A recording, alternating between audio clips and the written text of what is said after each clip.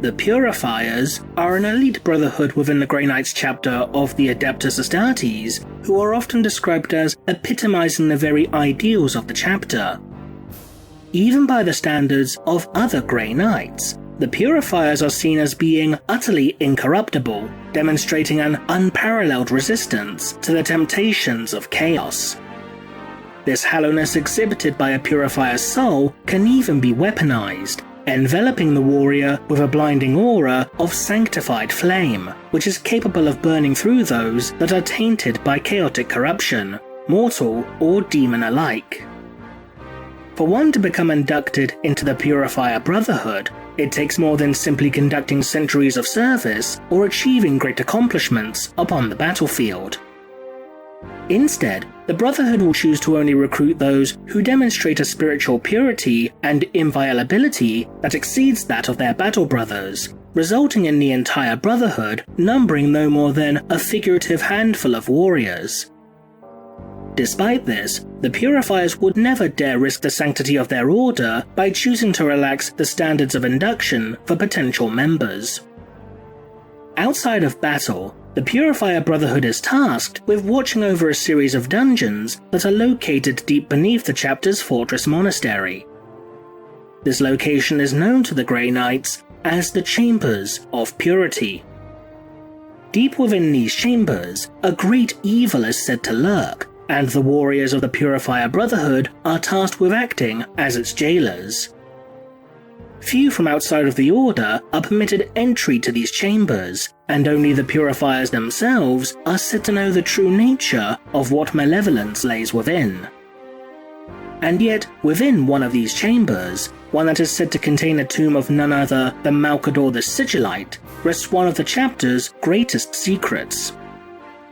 Located within this tomb is what initially appears to be little more than a wooden box adorned with a golden seal. This box contains within it an ancient piece of parchment with a set of instructions written upon it that is known simply as the Terminus Decree. The very existence of the Terminus Decree is known only to a select few, and it is even said that only the Supreme Grand Masters of the Grey Knights are capable of opening the box that contains it.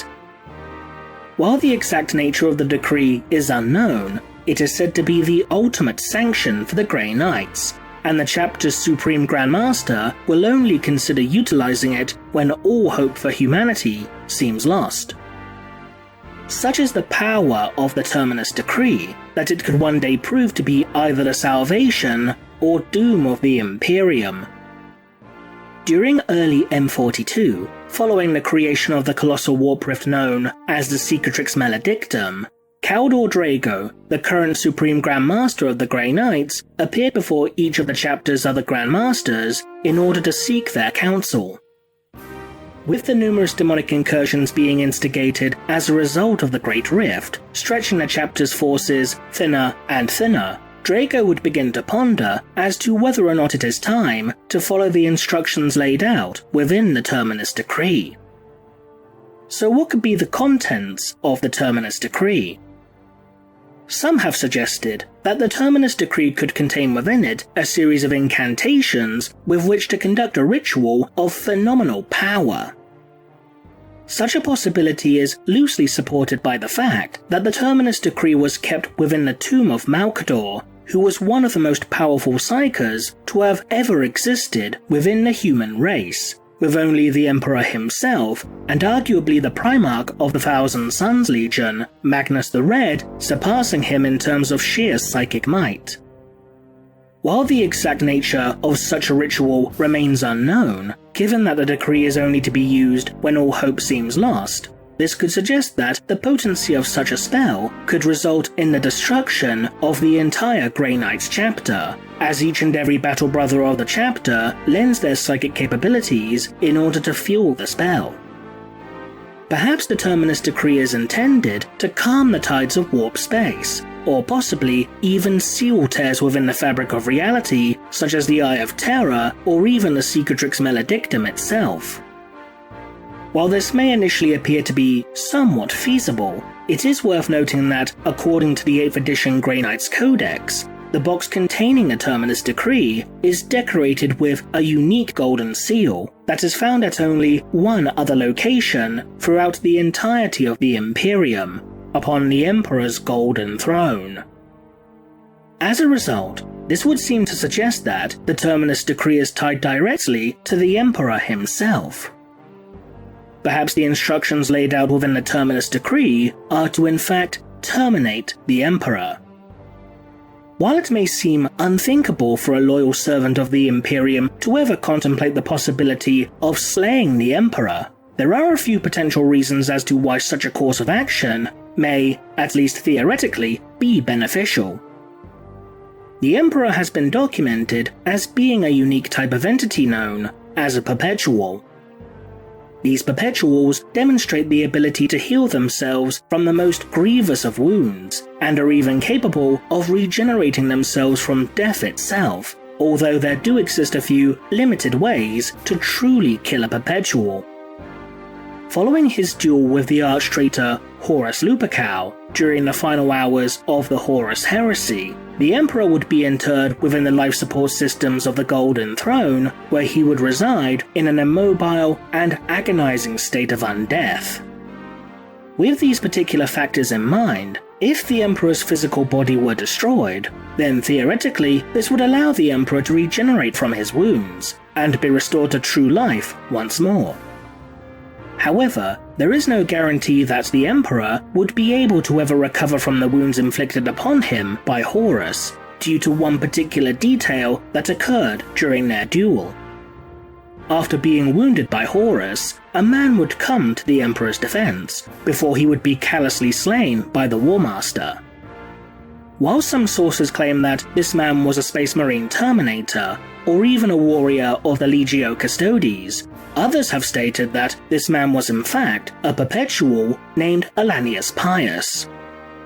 If the War Master was truly able to permanently kill Alanius Pius, due to the powers bestowed upon him by the Chaos Gods, then the wounds inflicted by Horus may in fact be beyond the Emperor's ability to heal. Given that the Emperor is currently utilizing much of his power to contain the rampant energies of the Golden Throne, as a result of Magnus the Red inadvertently creating a warp tear within the Imperial Webway prior to the onset of the Horus Heresy, then his death would have profound consequences. If the Emperor was indeed killed and proved incapable of resurrecting himself from death, then it is a distinct possibility that this tear would continue to grow in size before eventually consuming Terra, and potentially the entire Sol system. But even if the Emperor was able to restore himself to glory, there's no telling how long such a process would take, as it could potentially take minutes, days, or even years. If the restoration of the Emperor takes too long to accomplish, then such efforts could very well be for naught, as the tear within the Terran Webway portal could grow to envelop the world before the Emperor is able to return to the world of the living. But another possibility regarding the Terminus Decree is that its instructions are for the Grey Knights to activate, for lack of a better term, a dead man's switch. Since we remain unaware as to the exact image utilized for the seals incorporated onto both the Terminus Decree and the Golden Throne, this means that it is potentially possible that this symbol could be that of hammers, specifically 7 hammers. As documented within the novel Old Earth, Vulcan, the Primarch of the Salamander's Legion, following his resurrection upon his homeworld of Nocturne, would forge an artifact whilst under the Emperor's influence, known as the Talisman of 7 Hammers. After making his journey through the Webway and reaching Terra, Vulcan would briefly meet with his brother Rogel Dawn of the Imperial Fists before proceeding towards the Emperor's throne room. It was here, before the Golden Throne, that the Emperor would reveal to Vulcan the purpose of the talisman forged by the Primarch, to, in essence, act as an amplifier for the energies of the Golden Throne, which when activated would consume all of Terra with purifying flame, leaving only ashes in its wake.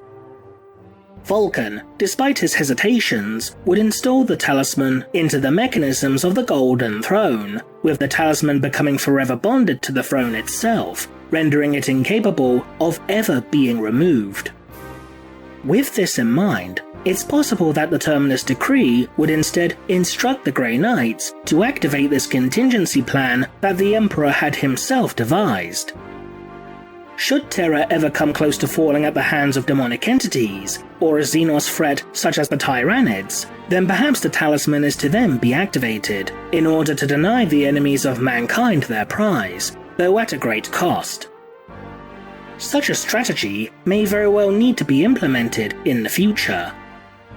After all, as shown within the novel Dante, one of the prophecies recorded upon a series of scrolls by the Blood Angel's Primarch Sanguinius, who himself was gifted with the powers of precognition, witnessed a mysterious warrior standing in the defense of the Golden Throne, against foes that were described as being devourers of both flesh and souls. Should this event prophesied by Sanguinius ever come to pass, then perhaps the Imperium would have no choice but to unleash the power contained within the talisman forged by Vulcan. Ultimately, until the Grey Knights decide to finally follow the instructions laid out within the Terminus Decree, all we can do is speculate. What do you think? Leave a comment below, and thanks for watching.